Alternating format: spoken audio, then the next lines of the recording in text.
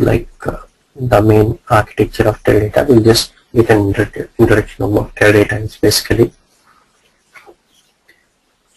and some of the common differences between Teradata RDBMS and other RDBMS, and a little bit on history, and then the more core internal part architecture of Teradata. Basically a request processing if we do, how does it performs in Teradata.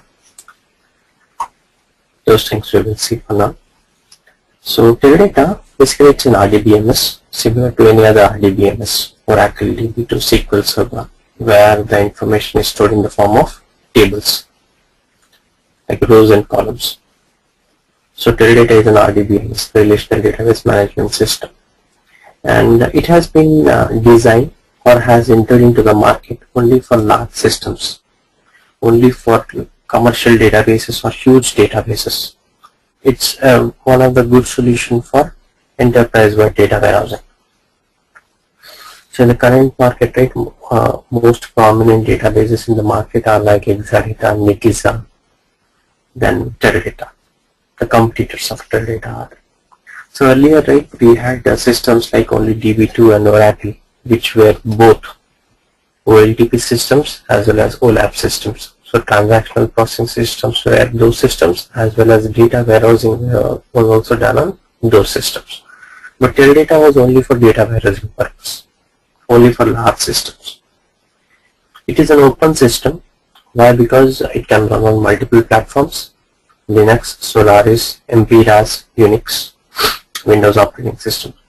So what does a Unix MPRAS operating system means is, like 10 years, decade ago, right, what happened was the Unix operating system, Teradata people had modified few flavors of the OS operating system as per the Teradata standards, and then they named it as Unix MPRAS. So MPRAS is a flavor of Unix operating system. So earlier most of the clients were running Teradata on MPRAS operating system, but now most of the customers have been migrated into Linux operating system. So 95% plus commercial clients are running the Teradata on Linux operating systems. It is compliant with ANSI industry standards.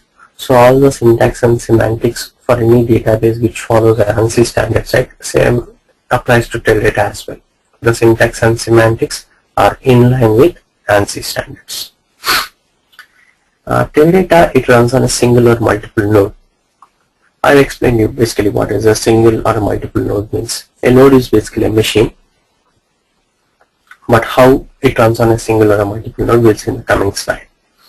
And Teradata, it's basically a database server, and it uses parallelism to run or manage terabytes of data, and it is capable of supporting concurrently many users from various client platforms using the massive parallel processing architecture. The architecture of Teradata, we call it as massive parallel processing architecture. Basically more than one node if we have, then we call it as an MPP system, massive parallel processing. Yeah, hi Vardhan. What is the difference between Oracle and Teradata? Oracle is also is capable of holding large data. So large data, but in Teradata, right, the distribution is automatic, and it distributes the data evenly across the system, and the data is not shared between across their processes. That is one advantage. And then basically the distribution of the data across the system, and each process owns a disk. So whatever the task we have, right, it gets divided into multiple tasks. Multiple tasks will be segregated across the multiple process, and each process will be processing that task. So multiple tasks by multiple process, all the process running in parallel. okay. And Teradata, basically it's a cost-based optimizer. It's a cost-based approach.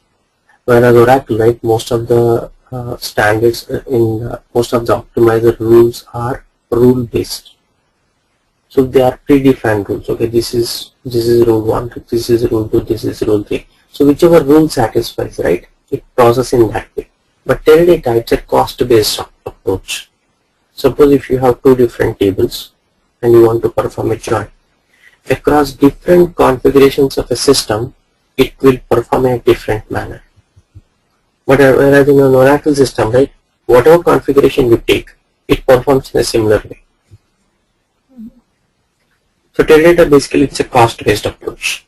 Now, what the other RDBMS and they are coming up is with like trying to eliminate some of the rules and try to come up with a cost-based approach. Okay. I'll explain you in the one of the slide what exactly, how exactly the cost-based approach will be performed.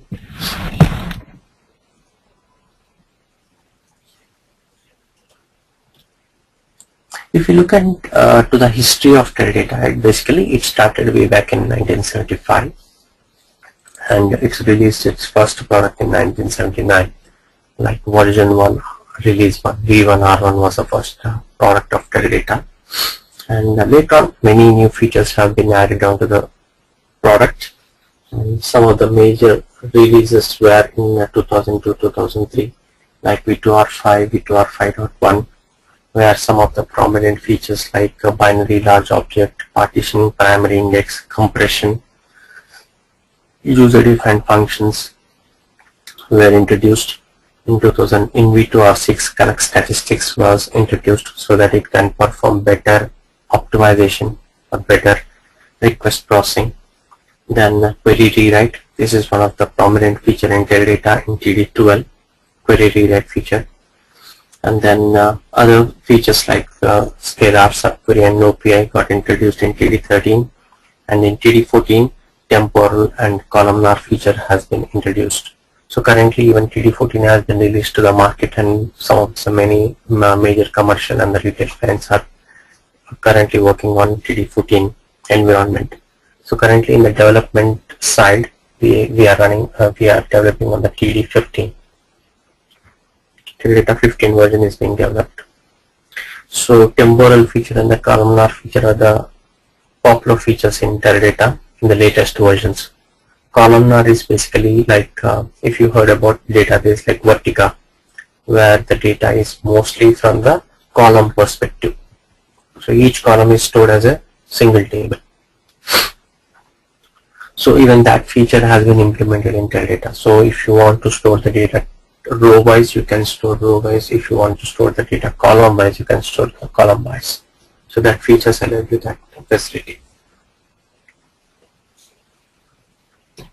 And coming to the basically core architecture of Teradata,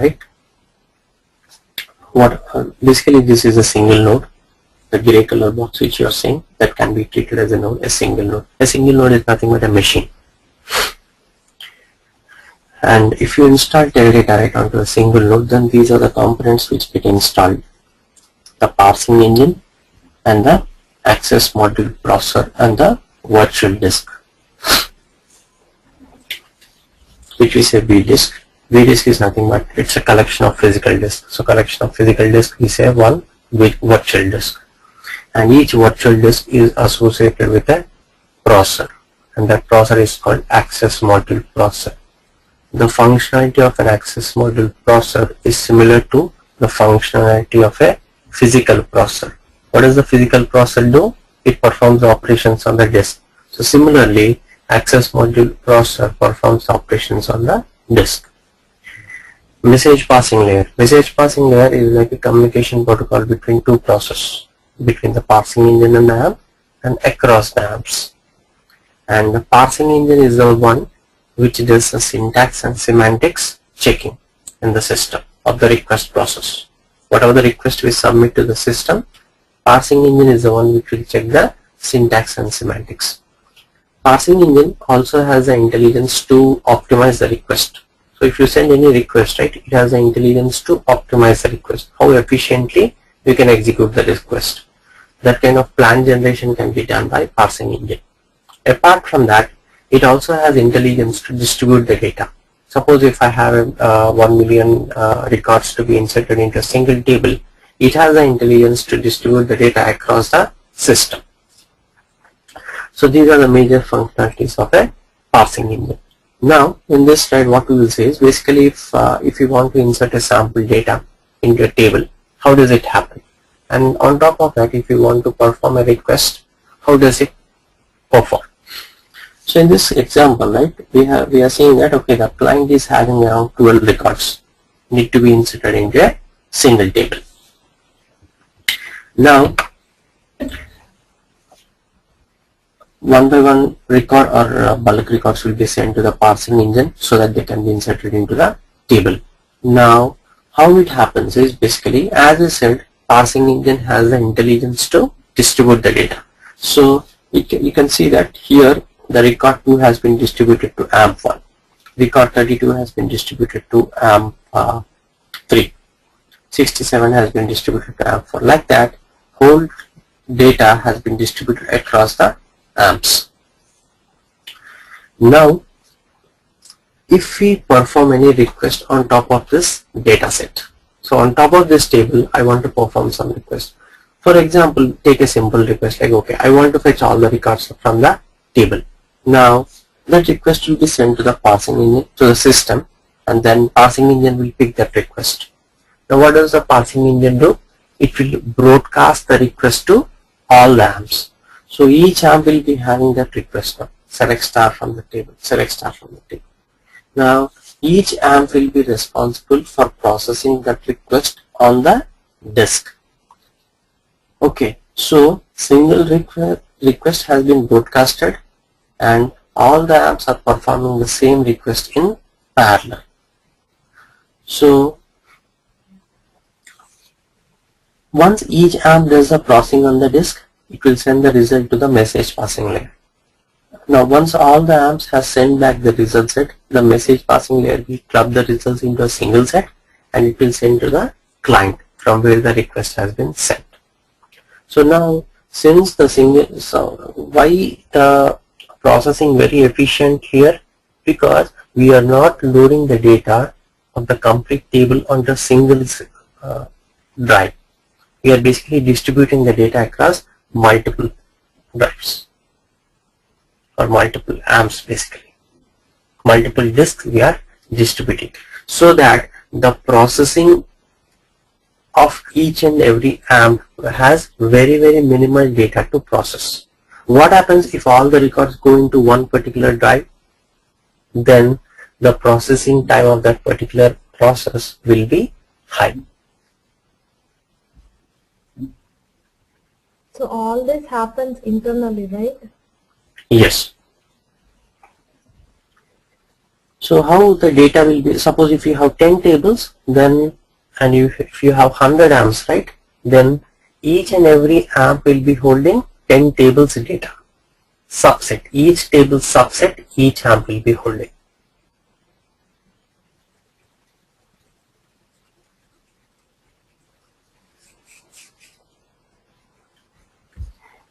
In the earlier slide, as I said, Teradata runs on a single node or a multiple node, right? So basically this is a single node. Now what is a multiple node means? More than one node. So similar kind of a node, more than one. So again it has parsing engine, then access module process and virtual disk. So what happens if you have additional nodes? Then your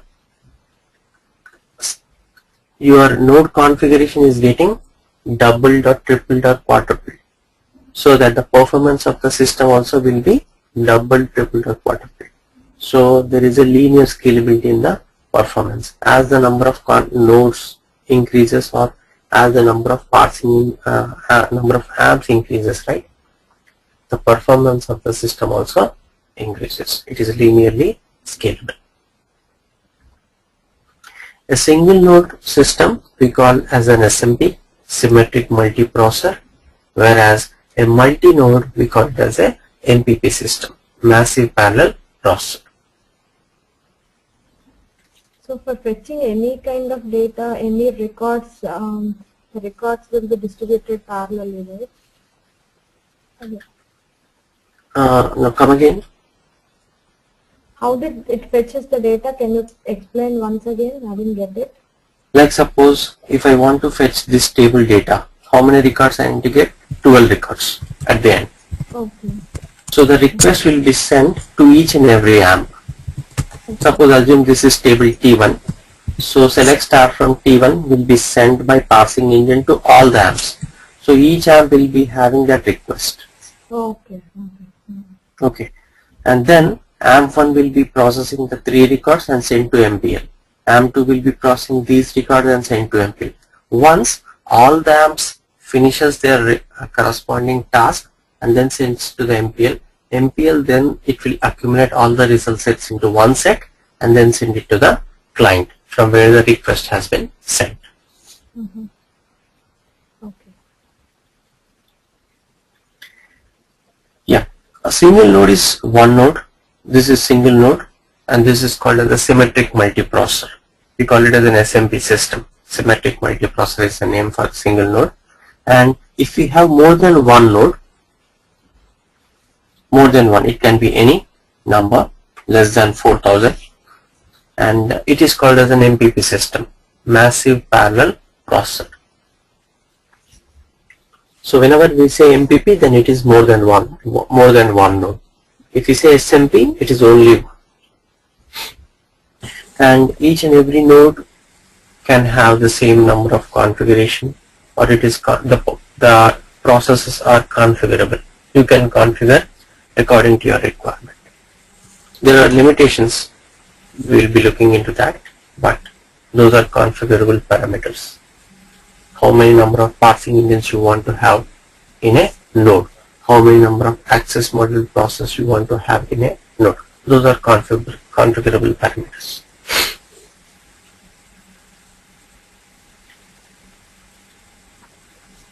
Now, since going to the other slide, right, I will just explain here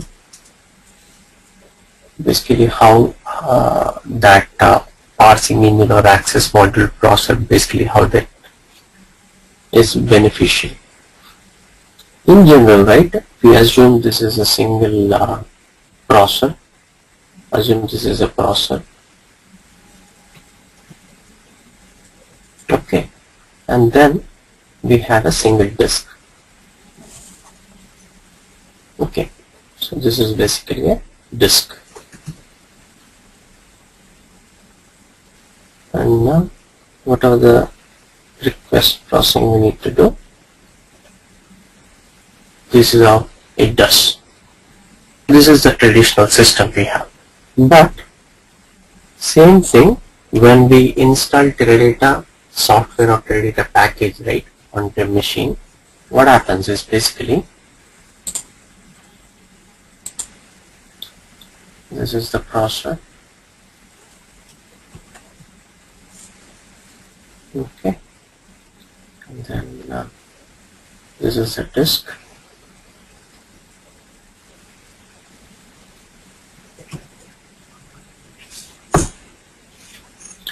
And then there lies the virtual process.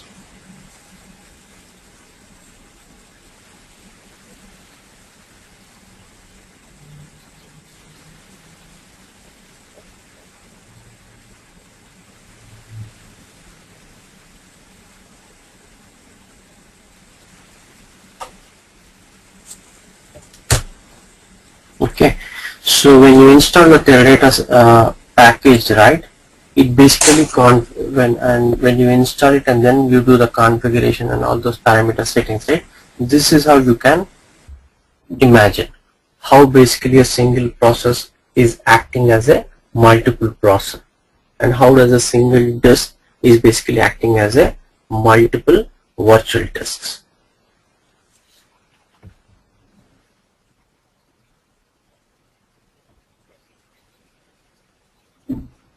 So this is how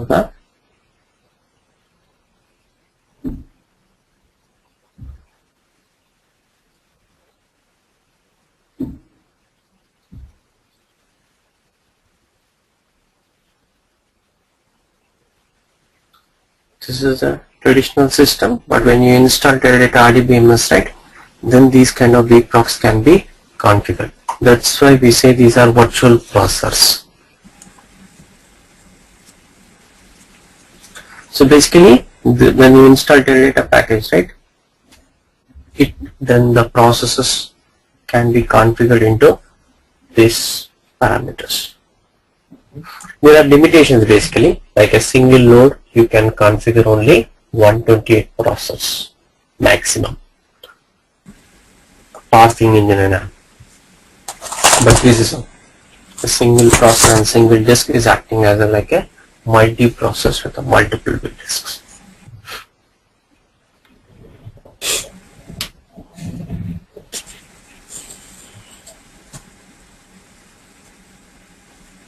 Any questions?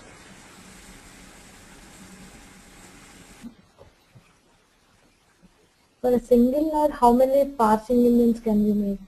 What's the maximum? Like collectively, we can have 128 processors.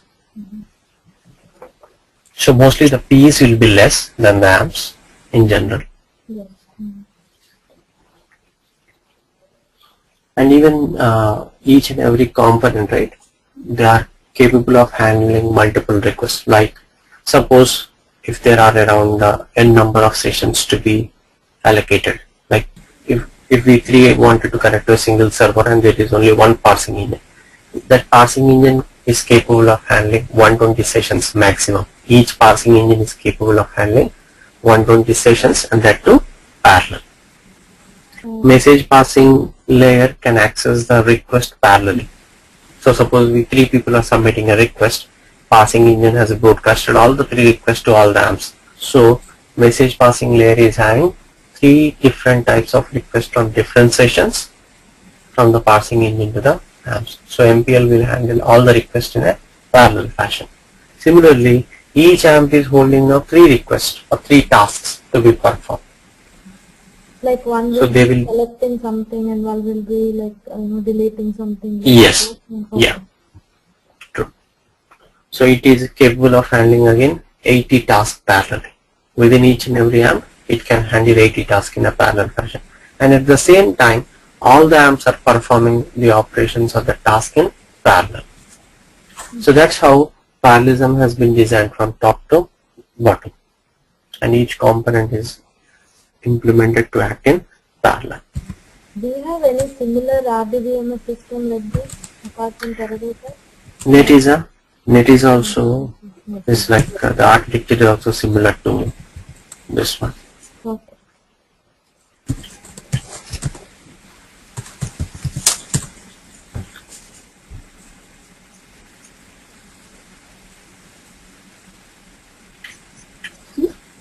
Yeah, a Teradata means basically it's a terabyte. Say 1000 GB, 1 terabyte, 10 power 12 bytes of data. And then these are some of the common differences between Teradata and other RDBMS. Most of the differences now in the current environment or the current scenarios, right, they have been reduced, but still few of them are valid, like this one, as I said, shared nothing architecture. So basically Teradata works on the concept of shared nothing architecture, whereas other RDBMS follow the concept of shared architecture. And what exactly that means is basically as I said, each AMP is responsible for processing the data onto the associated disk, right? So this data and this data will never be shared across any other process. If it wants to process that particular disk data, then it makes a request to the AMP and then make a copy of the data onto the local drive or the local disk and then perform. A simple doubt might arise, like we are having this data distributed across multiple AMPs. Okay, suppose table T1 is distributed like that and table T2 is distributed like that. But if I want to perform a join can be performed only if the data resides on the same AMP.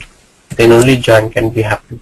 But what about the join then? Now two tables I need to perform a join. A record in AMP1 need to be joined with a record in AMP2. How does it basically happen? We either move or replicate the data across multiple AMPs, or we again distribute the data across multiple AMPs so that the join can happen. So basically it is based on the request basically. So who does that? Is it Teradata that does that by itself, or you will do it when you're doing the join? No, the Teradata internally does that. The optimizer will generate a plan, like this is how you need to perform, and then once the plan is being sent to each and every AMP, right, the AMP will do that. Okay, then how many AMP do you have in one node? One node maximum, as I said, you can have 128 vprocs combination, PE and AMPs combination we have. Suppose in the demo version, right, we have one parsing engine and 2 AMPs. Okay, so if it's the enterprise version, how many parsing engine can you have?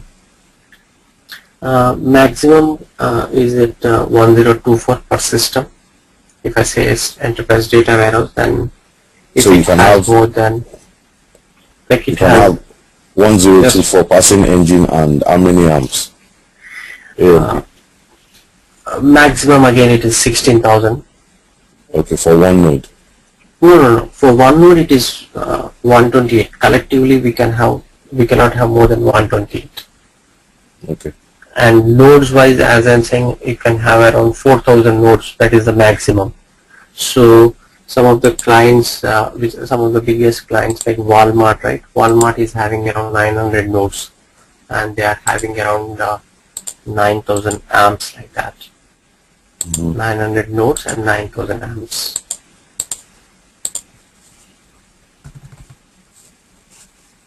Then where is this Teradata optimizer located? Internally? Optimizer is there within the parsing engine. Oh, okay. Optimizer is a module, sub-module of parsing engine.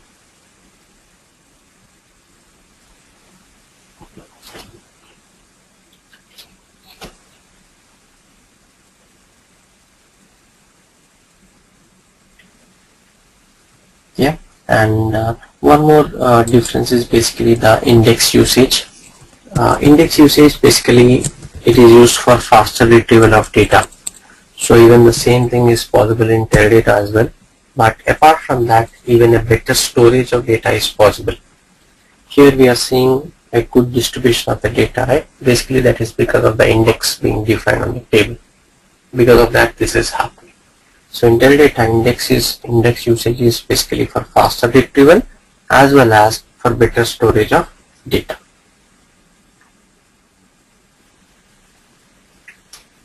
But then, can you explain once again how join happens between two tables? I didn't understand properly. Suppose a simple case we will take.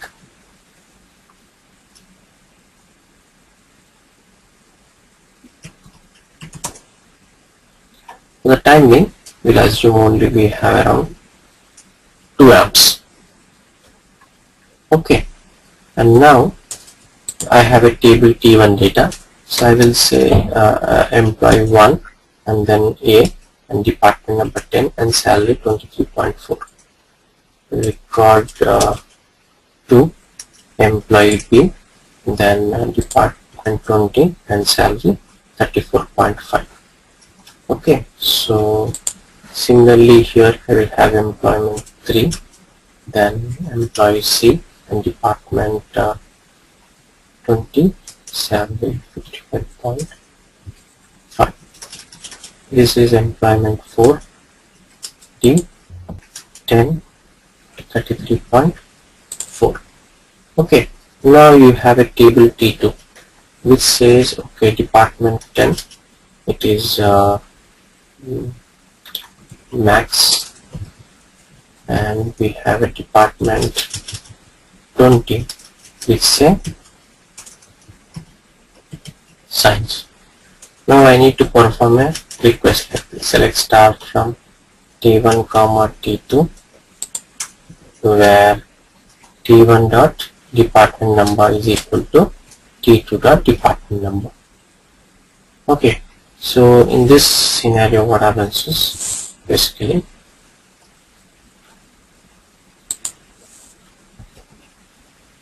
what does the optimizer suggest to Teradata is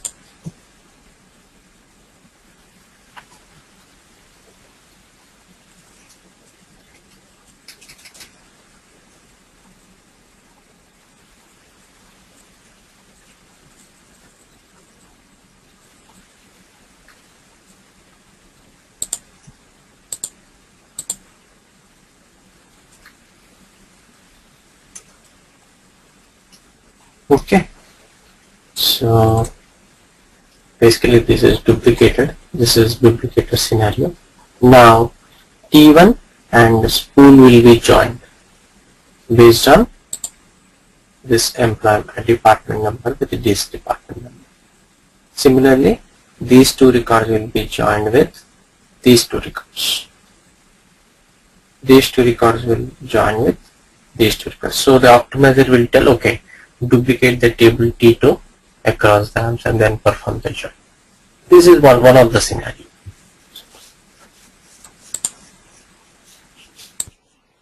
Spool means duplication? No, spool is like a temporary storage space. Oh, okay. Temporary space. Spool. Once the request is performed, once you get the desired result, right, it will say, okay, delete. At the end of the, after the result has been sent to the client, delete it.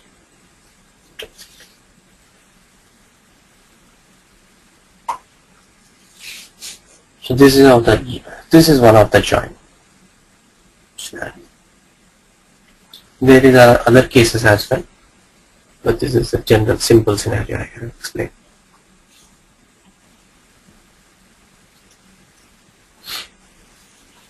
Now,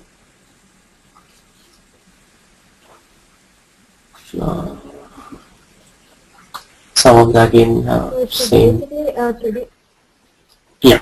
So basically it's a traditional join like SQL, but it's keeping the same table in the memory and it's retrieving fastly. Right? Yeah, basically data distribution. Okay.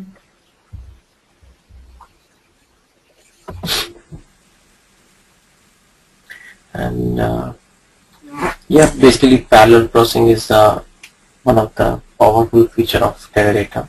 And then apart from that, it's a single data store. You store the data in a single data store and can be accessed by two different kind of clients. One is a network attached and the other is a channel attached client. Network attached client is the OS related to the Windows, Unix, Solaris, MPRAS, other stuffs. Channel attached is the mainframe client.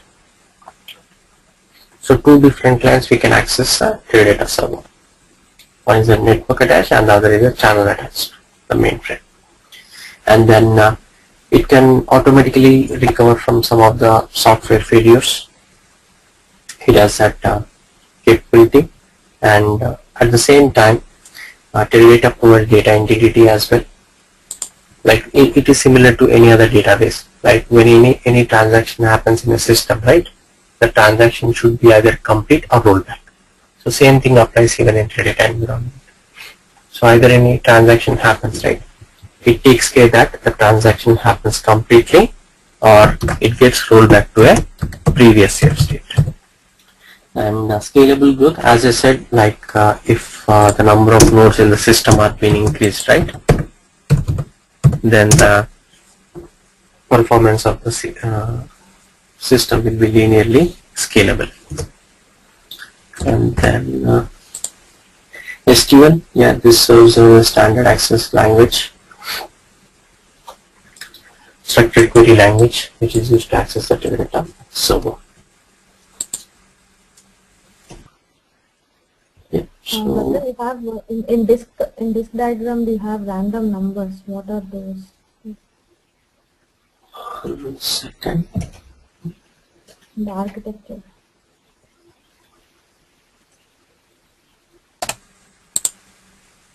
Yeah, which one? In the disk you have 2, 18, 54. No, these are the records actually. Records No. which In the disk diagram. here, right? Yeah. Yeah, that's what. Now suppose I want to insert some 12 records into a table, right? This is a sample snippet showing that, okay, this is how the distribution has happened. Oh. A record which a value 2, a single column, assume a single column record, has been sent to AMP1. A record with a value 18 has been sent to AMP1. A record with a value 80 has been sent to AMP2 in that fashion. Based on what they are sending into that particular AMP, that particular record is going to that particular AMP. Is there any logic? Basically, it's like the parsing engine has one component called hashing algorithm. Okay. And the hashing algorithm will decide to which AMP it needs to send.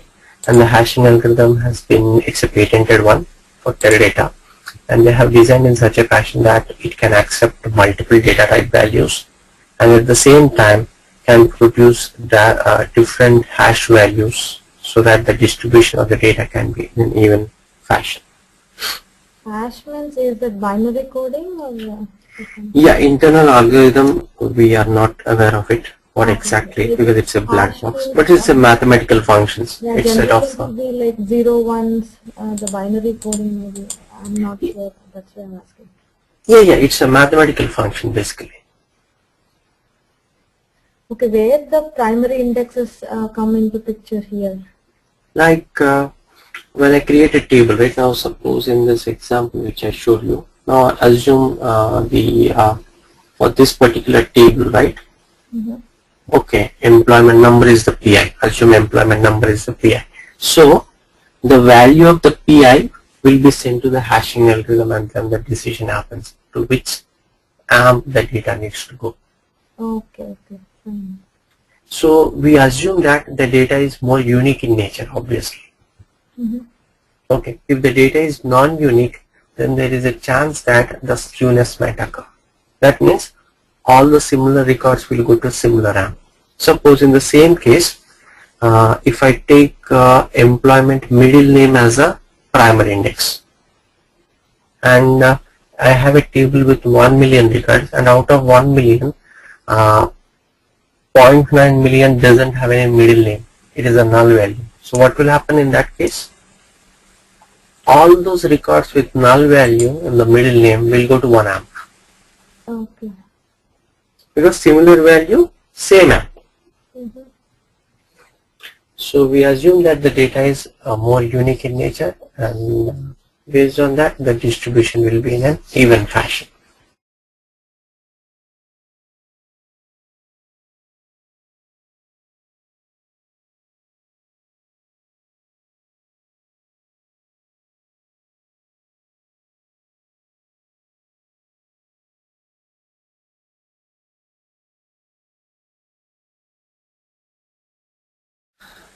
That's it for today. And then so basically what topics we'll be covering is initially we'll cover the architectural concepts, like a little bit more detail in the server and the client components, like parsing engine and the submodules it contains, how does the request processing happens, those things, and what are the, and then a little bit on the configuration side, what all, how many number of nodes, how many number of ISPs, and then we come to the data storage part, how basically internally the data gets stored, a little bit on hashing algorithm and the other parameters related to that, and then the technical concepts related to the data, the indexes part, the partitioning, primary indexes part, compression, then the DDL, DML, DCL, and the storage space management activity, a little bit on the DBA part as well, from the data control language statements and the space management activity, so that when we work on the live sessions, right, the practicals, it will be helpful to us, because we need to create some of the databases, users, tables, and then some procedures and everything. So for that we need some access, right? By default we will not be having the privileges when we create the object or when we are trying to create the object. For that reason we will be looking into some DBA concepts as well, from the space management and data control language statements, how basically we do that. And then we look into the joint processing stuff, what are the different joint types and strategies available in Teradata, and then how basically they are internally performed. And then we come to the performance tuning part from the SQL side. What are the best practices which we need to follow in a Teradata environment, and what are some of the scenarios where we need to look into. What are the basic standards we follow, those things. And then Once that is done, then we'll come to the collect statistics part, where the performance of the plan can be improved because of that. And then we have the various transaction modes, like few parameters are different from ANSI standard. Basically, ANSI has a number of standards, but Teradata, when we are executing Teradata mode, right, few of the standards can be modified. So what are the basic differences between those two modes of transactions, those things. And then we will come to the Teradata utilities part, the scripting, data scripting, and then the fast load, multi-load, and the other utilities where we can do the bulk extract and load operations. And then we come to the advanced features of Teradata, like temporal, columnar, scalar, subquery, period data types, those things. And once you're done with this training, right, then you can you can go for Teradata 12 certification, just currently available in the market. I'll be providing you the modules as well. One question. Yeah. In the Teradata, do you do the raw data cleansing in a staging area, or you just store the data? Cleansing, you mean to say whether we will be doing that in the Teradata environment or before loading itself? Yeah, we can do the Teradata cleansing in Teradata environment. Yes. So we extract the raw data from the systems and we can do cleansing and the Teradata. Yes, it depends actually, because I have seen two cases. When I was working with Lloyd's environment, right, there the ETL was data stage, so they were doing the data cleansing before the loading into the Teradata environment. Okay, and then when I came into test environment, right, now here we are doing the data cleansing and other transformations on the Teradata platform. Here we are doing ELT. So it's not all. That means it's not an OLTP system. Is it a OLTP system then before cleansing means it's RDBMS? Hello? No. OLTP system is generally the live data. Like OLAP is just a history system. Let's suppose if you take a banking example. So what are the live transactions which happen, right? The ATM transactions or the bank transactions, ATM withdrawal, then the bank deposit and online transactions, whatever happens, they get reside in the OLTP systems, where the volume will be very low. Like they try to maintain only like the first quarter or second quarter of data, or maybe at most 1 year of data. But a data warehouse, the OLAP system, right, and these systems are called OLTP systems, whatever the live data is reflected onto the system. OLAP is like a history repository. Like after 1 year, you need to remove the data from the OLTP system so that the new data gets arrived into that system. And this old data needs to move into a history, into a warehouse, a history repository. So that's where the OLAP systems require. And Teradata is for an OLAP. Oh, okay. Teradata is an OLAP. Yeah, it's an OLAP system. Okay.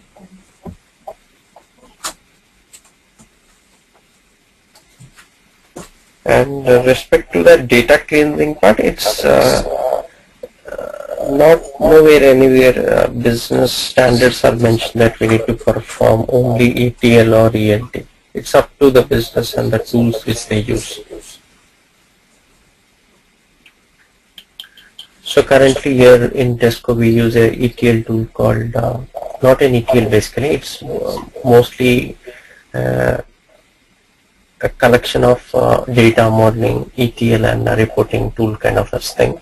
So basically it uses the facilities and the features available in Teradata. So it prefers mostly ELT, extract, load and then transform. Okay. And apart from the training module, right, like if you have any questions or any topics of your interest, if you are working on any module with Teradata, right, and if it is not covered in that modules, then you can let me know. So once the regular training is done, then I can discuss those topics with you. Yeah, So this sure. module has been just generalized in a fashion for just like 2 to 3 years of experience persons. Yeah, can I know your what is your OLTP system in Cisco in your work area? If you don't mind. In Tesco, it's Oracle. Oh, okay. Oracle and DB2.